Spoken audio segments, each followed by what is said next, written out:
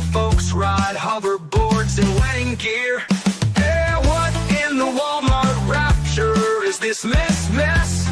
Florida's a movie, but it's filmed in VHS. Someone fed meth to a squirrel named Dave, and now he's in a cage just throwing rave. Good morning, everyone, and welcome to Mornings with Mo. I have just a ton of stories for you. It might be just a little bit of a shorter show, though, because we are going to have storms, I think, most of the day today. And Mr. Mo does have to do the handyman work without, getting electrocuted. But let's get this morning started. We've got Wolfram with the Modelly Mod duties that he always takes care of. Thank you so much. Super T, good morning. Granny Smith, good morning. Tammy CA and Colorado Mountain Girl, good morning. So we do have an update. Typically, I don't put the headlines up because this video seems to make everything wonky. But a suspect in the tragic murder of two parents in front of their children during a hike in a park, that suspect has been found. And I mean, those are some dead soulless eyes, all I've got to say.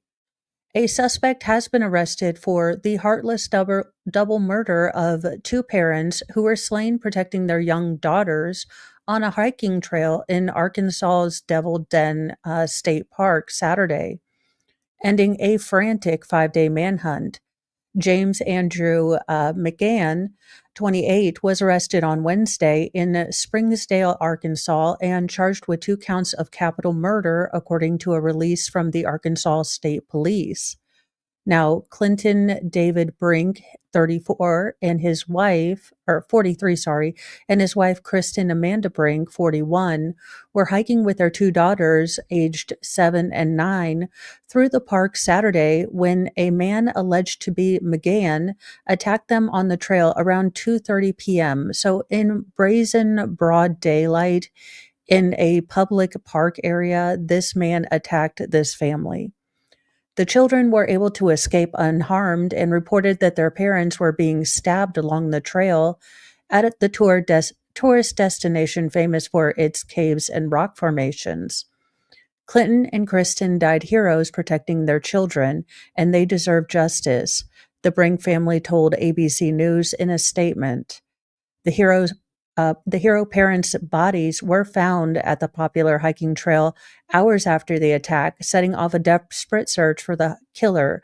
And it did take a while for them to find the exact location.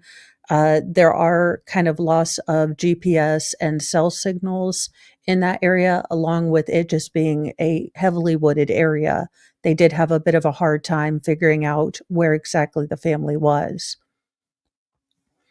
So they were looking for a suspect described as a man wearing a baseball cap, sunglasses, and wearing fingerless weightlifting gloves. Now, the Brinks had recently moved to Arkansas from South Dakota. Clinton was set to start his new job as a milk delivery driver on Monday.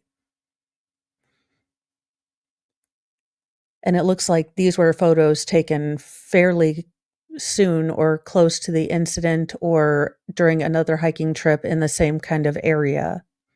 Now, investigators have not announced a motive for the twisted, murders, but state officials, praised the arrest.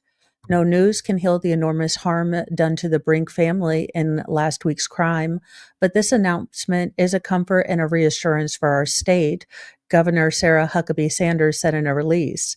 If you target innocent people, law enforcement will hunt you down and will bring you to justice, Sanders said.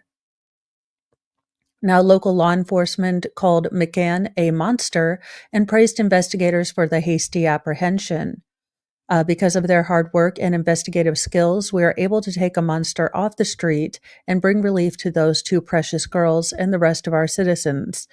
Now, as LawTube adjacent, loosely affiliated, we do have to set up a, legalese reminder that although this man has been, charged with this crime, he is innocent until proved guilty in a court of law. But I'm saying speculatively, he has some shifty eyes. I just calls them like I see them, though.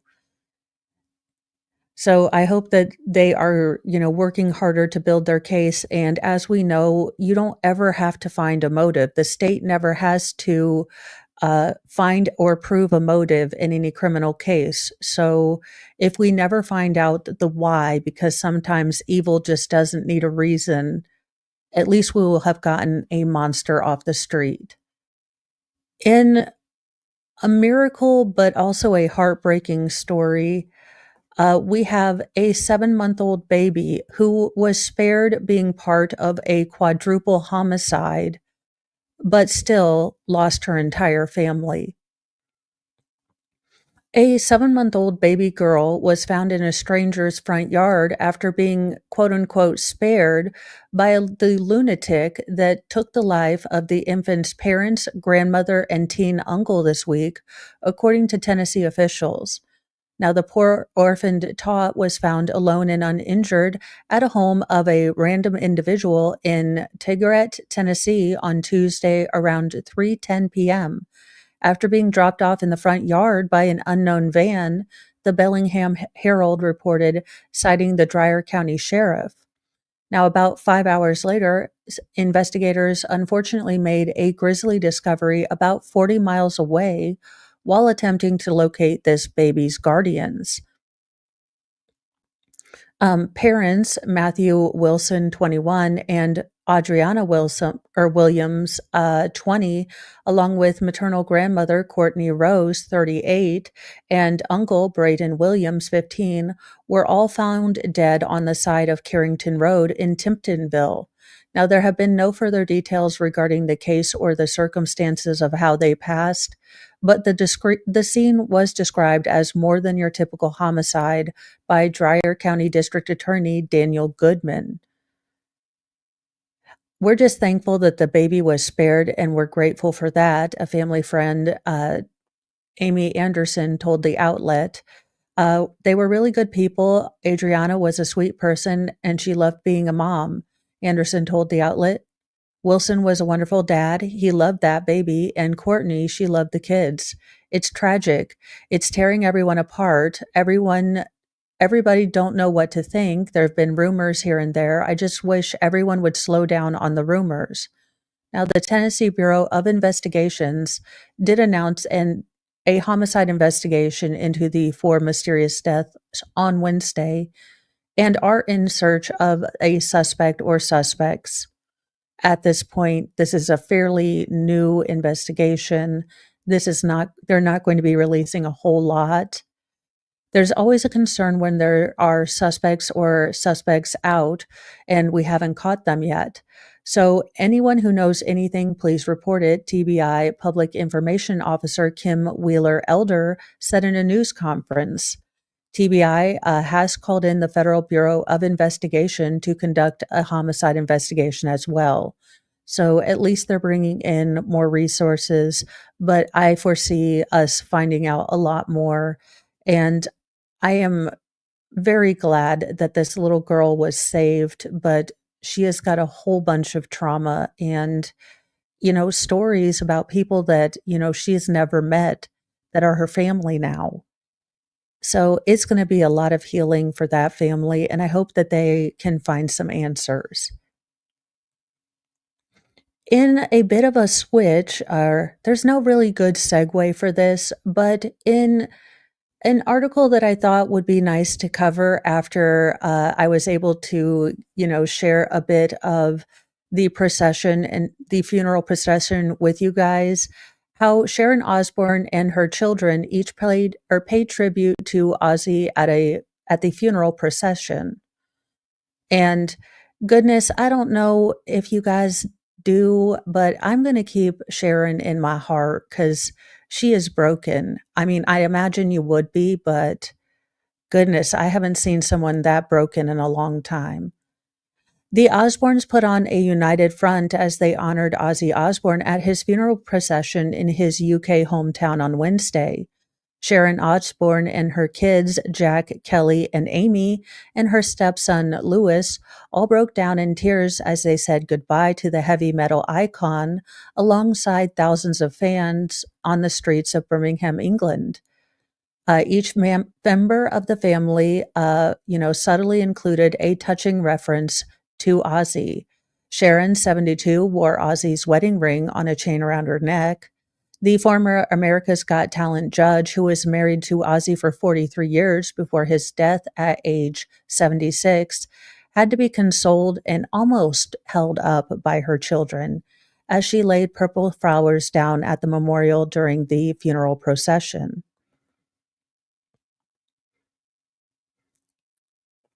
And it does give you a little bit of a close-up of the ring that she wore.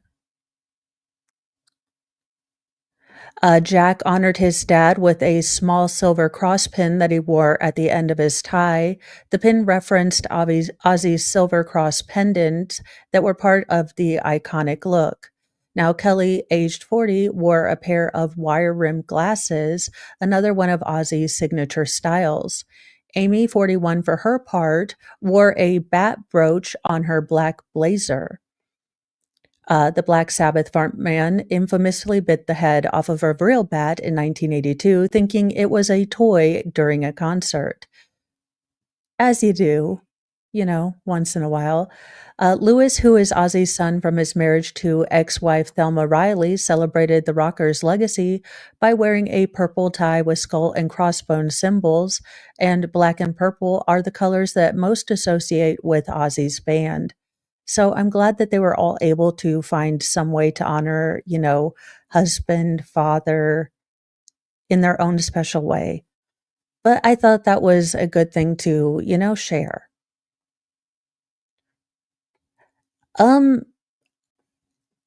If you're on the subway, I wouldn't recommend going nude, but I guess if you're in New York and you have to ride the subway, you do you. I'm not this dude's mom, so I'm not going to tell him what to do. Although his mom is going to have a really fun time trying to make a Christmas card out of this one. I mean, just a little bit.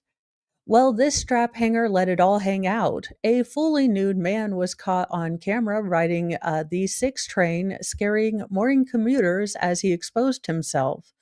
Now, the man, who has not been publicly identified, appeared dazed but nonchalant as he entered the train and took his seat with his legs wide open. Well, if you're pantsless, pantses are prison, and not man-spreading is also prison, I guess.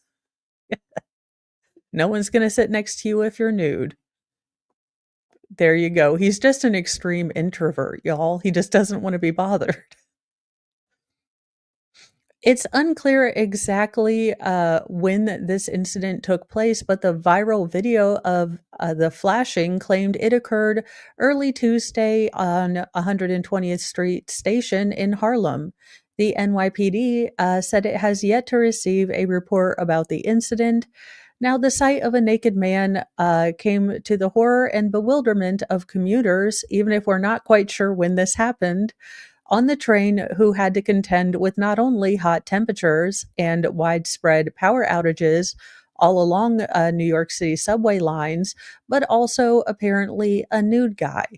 So maybe he was trying to beat the heat. And thank you for being a member for 2 months, Granny Smith. I appreciate it so much, and glad that you guys are here, because holy fazolies, was it raining all last night and early this morning. Look, y'all, this might be the first time I put Final Form Jesus on a serious story, but my sentiment is quite literal here. If we cannot learn to have, discourse with each other if we don't agree, then I don't know how to fix this other than bring in Final Form Jesus. So here you go. The key keep its grove, thou glowing shrine of thirst traps, scams, and dollar signs. We chant in tones both grim and low, for virtue fled a long time ago. Kyrie eleison, quick they descend at Final Form Jesus, return in wrath, with 6-pack glistening, sword in hand. He cometh swift to cleanse the land. And thank you for the super chat, Granny Smith. Eh, Thank you. Gas money for Lord Chippy. Yeah. Now I don't even know what the schneck to do about this case. I did see this as I was thinking about pulling stories last night. Yes, I do start the night before, which is, well, it takes a lot to find not so political channels or stories. And thank you, Zach. I love you too. God, I love it. We keep each other sane because I pull these stories and I'm like, what's going on here? Also, did the Matrix blow up and no one told me? Like, was Joe Rogan handing out psychedelics and I didn't, and the Matrix got one, but I didn't? Because this is a whole doozy of a story. Now, as far as any preliminary reports that are coming out, this was not politically motivated. But this is only initial reports. I did see a bit of this on Tim Pool last night. A man poured a bucket of gasoline on an elected official, then set him on fire outside of his office. This is the gentleman who is fighting for his life after this heinous attack. A Virginia elected official was doused with gasoline and set on fire outside his workplace Tuesday in a shocking broad daylight attack, although authorities said that the alleged attack was personal and not political, as far as the grievances. So he wasn't upset that he was a politician, he was upset about something else, allegedly. Now, according to the Danville Police Department, officers responded just after 11:30 a.m. to reports of a man on fire outside the offices of Showcase Magazine on Main Street. Witnesses say a man entered the building with a large bucket, poured gasoline on City Councilman Lee Vogler, and lit him on fire as he ran outside. According to the police, quote, an individual forced his way into our office carrying a 5-gallon bucket of gasoline and poured it on Lee, said Andrew Brooks, who runs Showcase Magazine and co-owns it with the victim. Lee attempted to flee, ran to the front of the building, and the individual followed him to set him on fire. Now, this is the, alleged perpetrator of said things. Again, I don't know what's going on with people, and I'm not saying I have any answers beyond this one because what the heck in flamin' flapjack Cheetos is going on with some people? I mean, it's a simple answer, but it kind of answers everything. Now, Lee was treated at the scene before being airlifted to a burn center. Brooks said that the councilman was awake and speaking en route to the center in Lynchburg and able to identify his attacker. This type of senseless acts of violence has to stop, Brooks said, visibly emotional. Lee is a brother to me, and he's one of the kindest, most genuine people I know. Now, police say the suspect was 29-year-old Shootsy Michael Buck Hayes. Shootsy. Your name is Shootsy? I mean, you were either going to be a male stripper or a criminal. And no one come at me in the comments. If you name your kid Shootsy as his given Christian name, I have nothing to say to you. And Janice Wingfield, as a medical professional that worked in a hospital and with a burn unit, that's a horrible attack. Yeah.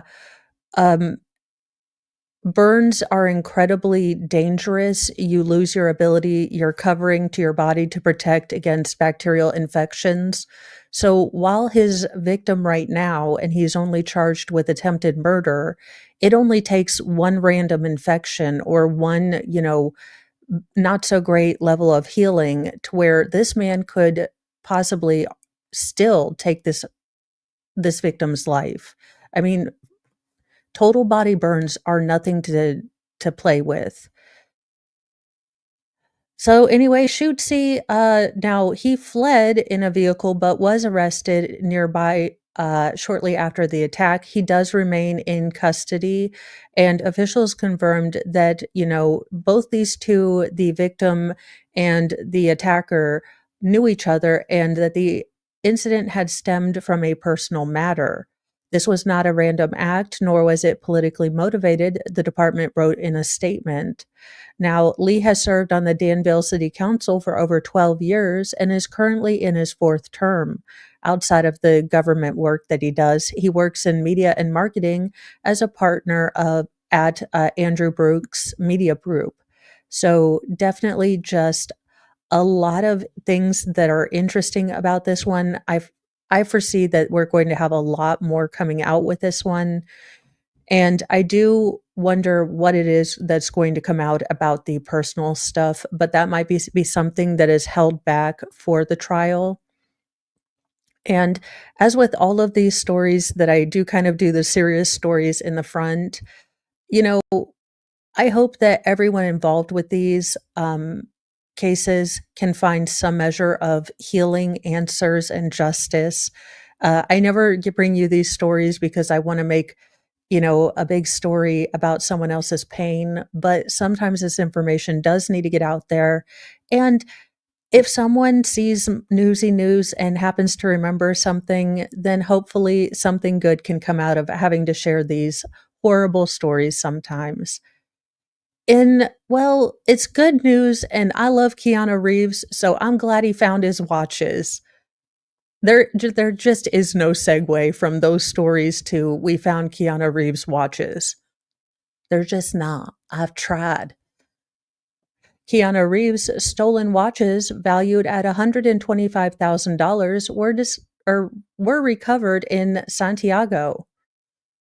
Valuable monetarily and sentimentally, a stash of as many as 6 stolen watches belonging to actor Keanu Reeves have been recovered by Chilean authorities in Santiago and returned over to the U.S. Bureau of Investigation. So the FBI is going to give watches back to John Wick.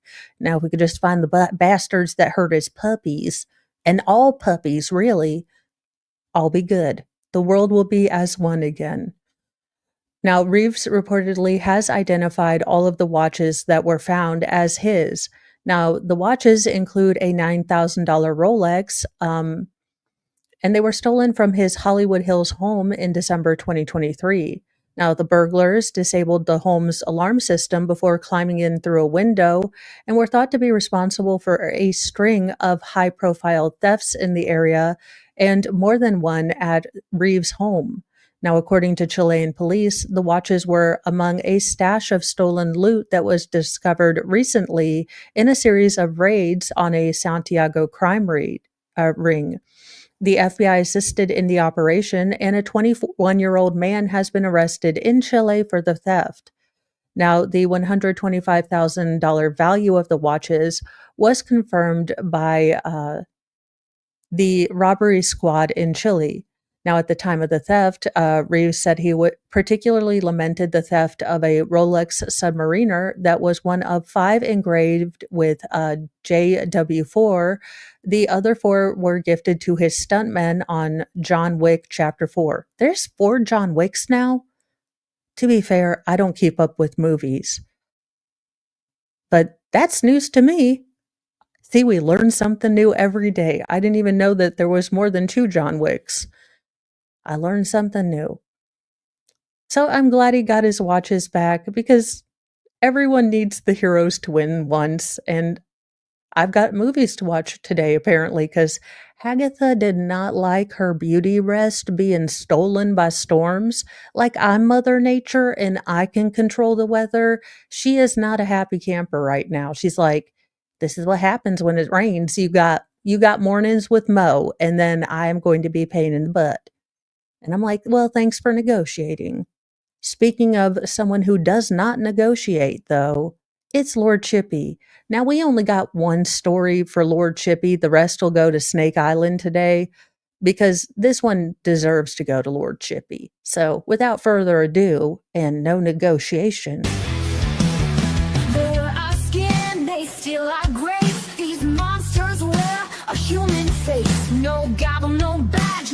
down. No crowd can stop Lord should be from burning them down. Justice ain't fast, justice ain't clean. It's a long, sharp road through the in-between. So raise your fists and light your flames. Chippy's coming and he don't play games.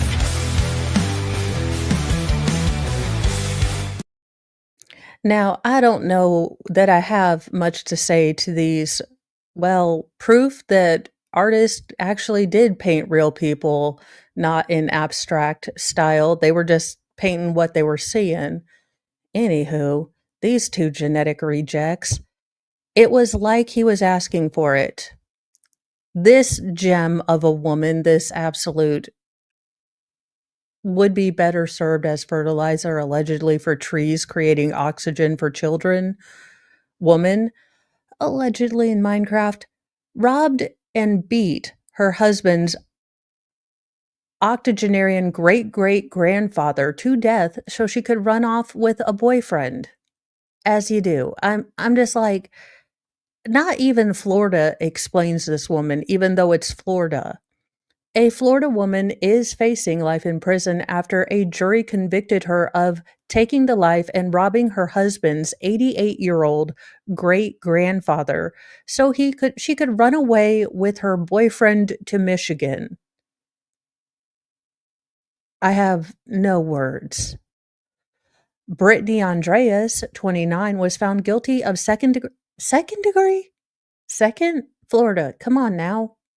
You have Judge Grady down there. Second degree? Murder, burglary, and grand theft of a motor vehicle on Friday in the 2020, basically beating death of James Little in his Sebring home. Now, her boyfriend, 25-year-old Travis Best, previously pled guilty to the same charges and reportedly testified against his former lover, at the trial. Now, these two idiots were living at the in the mother-in-law suite attached to Little's home. Now, her husband was in jail at the time of the murder, and in the days leading up to the murder, these two had hatched a plan to steal from Little's home, including his car and the jewelry from his wife, who had just died the month earlier. Like, demons walk among us. I know you think I'm being hillbilly and a little bit trite, but tell me these two aren't demons when they were going to go steal his wife, not only take his life, not only steal everything from him, but take a woman who had just lost, her battle to cancer, her jewelry. I mean, again, Florida, you have Everglades and you got swamp puppies. I say we have, problem and fixed. Now, they planned to travel to Michigan to live together with her grandmother. Good Lord, could y'all not? I mean, you were going to go rob his house. You guys didn't have a future plan of getting an apartment. No, you were just going to crash like couch surfing losers at your grandma's house. You are such ridiculous. What? Come on now. Ugh. Now, shortly after 1:30 p.m. on October 22nd, 2020, the female ran into the neighbor's home and claimed that she had just found Little unconscious in his bedroom. Now, he was rushed to the hospital where he passed away 5 days later. Although it took a year to arrest these two idiots for the slaying, investigators suspected them almost immediately. Little's room was in disarray with open drawers and missing jewelry boxes. His car and wallet with some $1,500 inside had also been stolen. In addition, there was a missing safe that was hidden, and only close family members would have known about this location of the safe. So, based on the scene, it was evident that the victim was awoken by intruders or an intruder, assaulted multiple times, laid hurt in the residence for some time before she ran over and said, "Oh no, I just found him." And then they ran, obviously. There was also blood evidence throughout the room. The autopsy concluded that he had passed away because of skull fractures. So basically, they used the money to buy not street legal pharmaceuticals, and they were able to cobble together surveillance footage of them basically using great grandpa's car to go up to Michigan. So they were able to find all of that. Now, she is ready to be sentenced on the 15th. And the sooner the better. And put her in with Sarah Boone. Sarah Boone needs a friend. And I think these two will annoy the hell out of each other and me. Now we go to the Snake Island level of our gross people today because we just have so many sometimes. It's a curse, we've got room for the wicked, the cruel and the worst. If you lie, if you cheat, if your soul's made of bile, you're bound for the fangs and the venom in style. Oh, one-way ticket to Snake Island. Oh, where the contents, less cowards and gaslighters go. No anchor, no lifeboat, no tearful goodbyes. Just hissing and coming in cold-blooded skies. Well, this gross person, this Delta pilot, was arrested in the cockpit after a months-long investigation into child grossness that began in April. Well, again, the reason I say let us bring back the Great American Road Trip, because at least you know you're driving and you sort of are safe for yourself. The investigation into Delta Airlines co-pilot who was arrested moments after his plane landed in San Francisco has been ongoing since April, authorities have now released. Rustam Bagwanar, I'm just going to call you Rusty from now on, 34, was taken into custody shortly after Delta Flight 2809 touched down at 9:35 p.m. on Saturday, July 26th in Contra Costa County, the sheriff's office said. Now, the sheriff's office said it had received a tip about the alleged grossness of a child in April, and a warrant for, his arrest was subsequently obtained. Now, investigators learned that he was set to fly to San Francisco International Airport and developed a plan to board the plane and arrest him. Now, the arrest was carried out in conjunction with the sheriff's office and Homeland Security investigations. Now, he has been charged with 5 counts of disgusting, gross abuse of a child and is being held in lieu of $5 million bail. I am okay with that. So, thanks to the partnership with Contra County, or Contra Costa County, and it looks like, this is a little self-promotional, but it does look like Homeland Security is promoting that they are starting to go after more child cases. And yes, please, all of them, I think is what America all says. But that's okay. Again, if you could finally just do something to child grossness perpetrators, I would be fine. So I am totally fine with that. Now, it was not a great day for Delta with, it's not been a great week for Delta with this. And then, unfortunately, just yesterday, a Delta flight had to divert after being hit by severe turbulence with 25 passengers needing, to go to the ambulance after dealing with severe turbulence. A flight from Salt Lake City to Amsterdam, you're going to need a brownie after that. I'm just saying. Oh, you couldn't even get to Amsterdam. Was hit by serious turbulence Wednesday evening, injuring passengers and forcing the flight to divert to Minneapolis-St. Paul International Airport. Now, the flight landed around 7:45 p.m., and the airline said that the airport fire department and paramedics did meet the flight, and 25 members or passengers were taken to local hospitals for evaluation and treatments.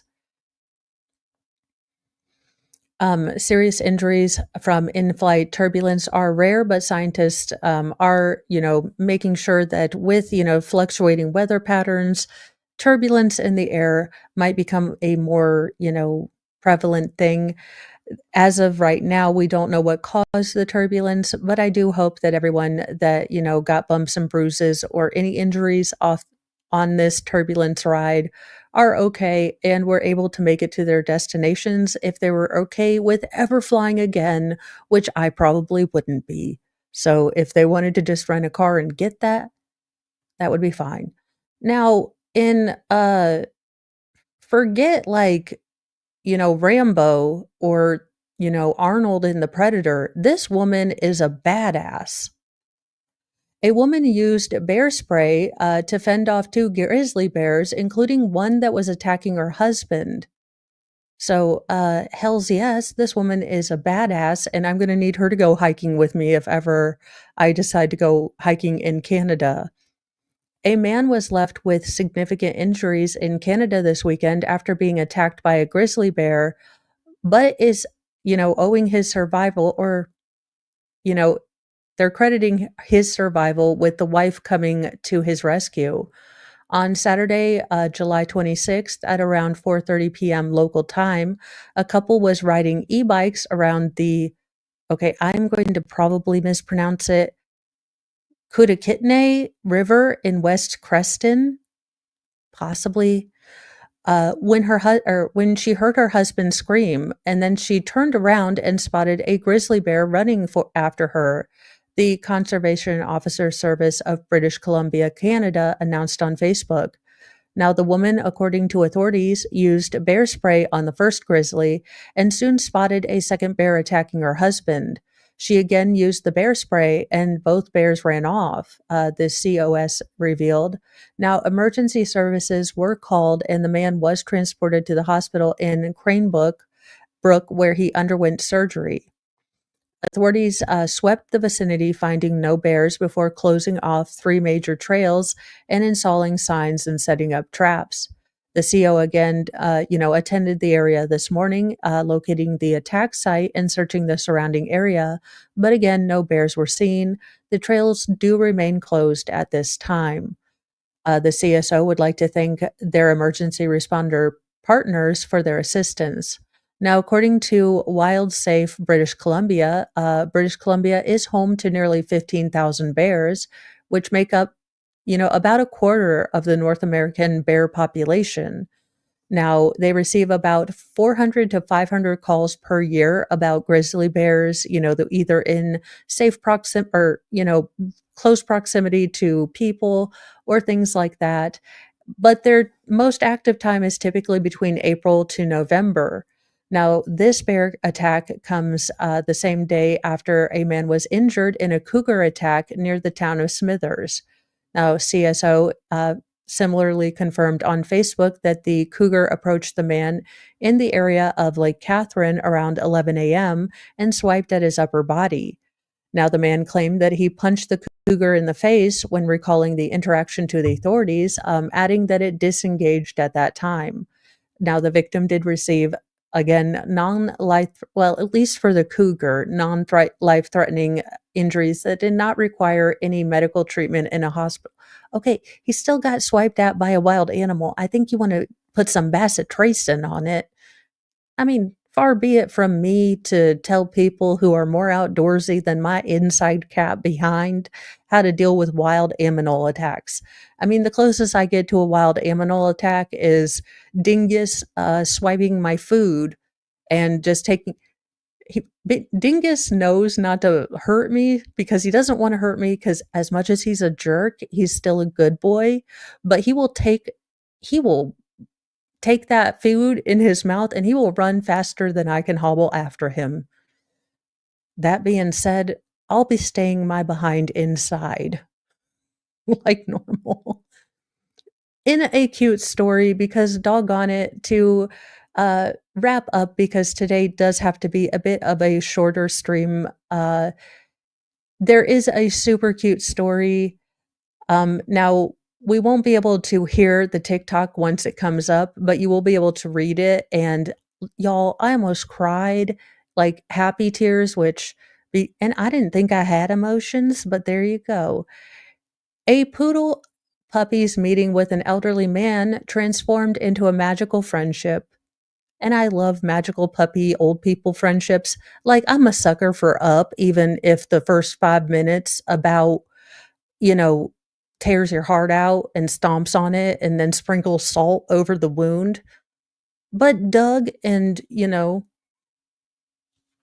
the guy in Up, I forgot his name, Now that I've segued off into Disney movies, let's get back to the article. Even without love or without any expectations or formalities, some bonds are just special. It's purely based on love and respect for one another. And this puppy developed a lifelong friendship with an elderly man, and their bond continues to grow stronger by the day.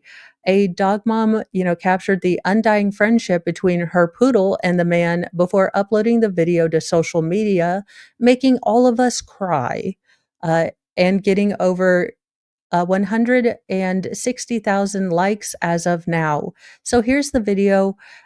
Because Brave isn't my browser, but it gives me the articles without ads, you'll be able to read it, but you won't be able to hear the music for it. And I should be able to get this. Can I get it to go full screen?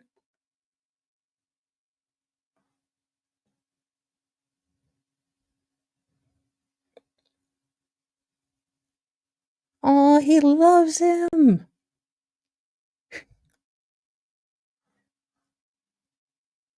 Oh, why you got to show like I got feelings?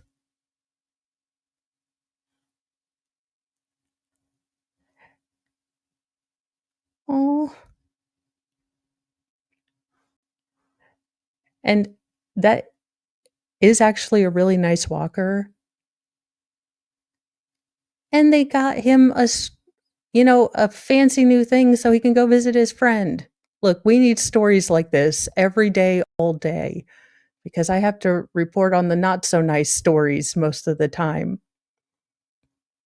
In the clip uploaded by Prinny the Poodle, and it narrates the beautiful journey of a friendship between her sassy, tiny toy poodle, Prinny, and an elderly man named John, whose nursing home is close to the fur baby's house. Now, their friendship blossomed when John told the pooch that he was just a little lonely and missed his old home. The little pup immediately became his new best friend, hoping the city would become his new home. And just like that, their journey, on their beautiful bond began. From celebrating birthdays together to making sure he received letters and gifts from around the world to getting him a fancy red scooter, Brittany did everything possible to make sure John knew he was loved by all. Their immortal love for each other is evident in the heartwarming video as Prinny and John become excited and happy whenever they meet. Looking at their bond, even their dog mom says, Prinny and John, my favorite love story. Now, the Miles Smith song, My Home, is played in the background. The viral video of the friendship between the poodle and the man has also touched many hearts online. Looking at the tale of goodwill, one user wrote, "This is the sweetest, best friend," while another person agreed with it and commented, "Oh, what a lovely story. Thank you for brightening my day." Meanwhile, a dog lover mentioned, "This is how we need to treat all of our old, folks with care and compassion." And one person spoke about Prinny's love, saying, "Dog love, they don't care who you are, they just love you." So that's definitely a story we needed to end with because sometimes we just need a good dog and his best friend story. I mean, doggone it. I do have a lot of those. And I do wish that we would come up with more programs like this for elderly, for our dementia patients, to get them, more interaction with animals as long as they're safe and it's safe for both parties. I think that both would have a blast. You know, we can have a lot more of these stories if we just do little changes. And I hope that maybe in the future we have more of these stories of dogs and animals that go visit, you know, nursing homes and give people new leases on life. But that is where I'm going to leave you today. I do think Baker is covering some things who I can redirect you to because that is something I have been meaning to get better at. I do sometimes learn stuff. Okay, well, it looks like uh, Hellfish Haven. I think Baker is looking at covering the Morgan Glazer Slenderman hearing, but I don't see a stream up yet for him, and I don't see anyone else live yet. So you are free to go anywhere on the interwebs you'd like to go. Have a wonderful day, and remember, be kind to yourself, be kind to others, but have a sassy mouth and carry a can of bitch fire because kindness doesn't equal doormat. But also remember that the news, even me, there's going to be a lot of stories about bad people, but there's also a lot of stories like this one of the simple everyday magic that is human kindness all around us. So don't get, black pilled. For every bad story, there's 100 stories that don't get published that were someone good just doing something good for someone and didn't want a whole lot of credit for it. So keep that in mind and try to be a kindness to someone else today. Bye, you guys.